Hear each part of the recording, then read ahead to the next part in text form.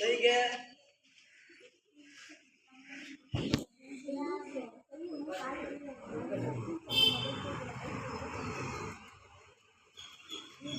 Relax பண்ணிங்க. இப்போ மெல்ல எழுந்து உட்காருங்க. காலை ரிலீஸ் பண்ணி ரிலாக்ஸ் பண்ணணும்.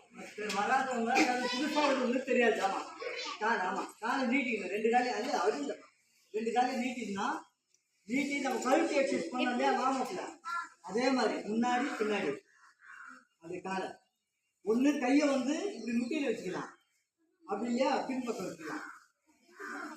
எது உங்களுக்கு வசதியாக இருந்தால் அப்படி செய்யுங்க. இது வேகமாகவே செய்யலாம் நீங்கள்.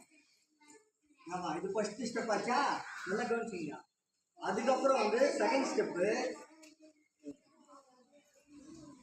இப்படி லெஃப்ட் டு ரைட். ஆமாம், லெஃப்ட் டு ரைட். அந்த அளவுக்கு மிதிக்கிட்டு இந்த அளவுக்கு மிதிச்சா போதும் கால்.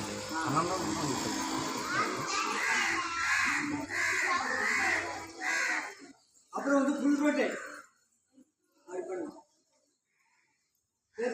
ரோஷிதா அவங்க என்ன சொல்றாங்க கவனி, அப்படி ஆட்ட சொன்னாங்க.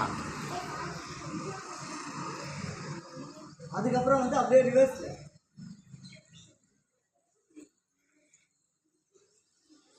ஒரு அகலமான பயிற்சி ஏன்னா ஒரு அகலமான பயிற்சி கப்பு இருக்கு, நாங்கள் வாங்கிட்டு வந்துடுறேன்.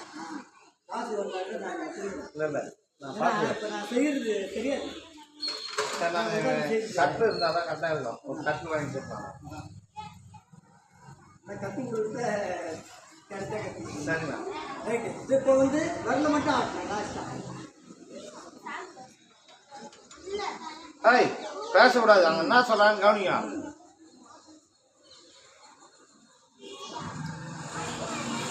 சரி, இப்போ ஒரு 2 ஆசனம் பார்த்துட்டு சாந்தி ஆசனத்துக்கு போயிடலாம்.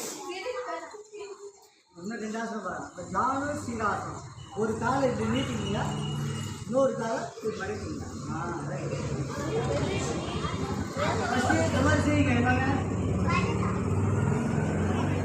ஏய் காலை அப்படி தள்ள என்ன அழகாக தான் செய்யுது வீட்டில் உட்கார மாதிரியா. செஞ்சுக்கலாம் சரியா? Correct correct. மூச்சை உள்ளே இருக்குன்னு நான் சொல்கிறத கவனிக்கணும். மூச்சை உள்ளே இருக்குன்னே கையை உயர்த்துங்க. ஆமாம், நல்லா கை தூக்கணும். நல்லா காதுக்கு நேரம் அப்படி வரணும். இப்போ மூச்சை வெளியிட்டுன்னு குனிஞ்சு காதை அப்படியே பிடிக்கணும். உங்களால் எந்த அளவுக்கு குனிய முடியுதோ, ஆமாம் எந்த அளவுக்கு குனிய முடியுதோ அது பார்வை வந்து முட்டியில் இருக்கணும்.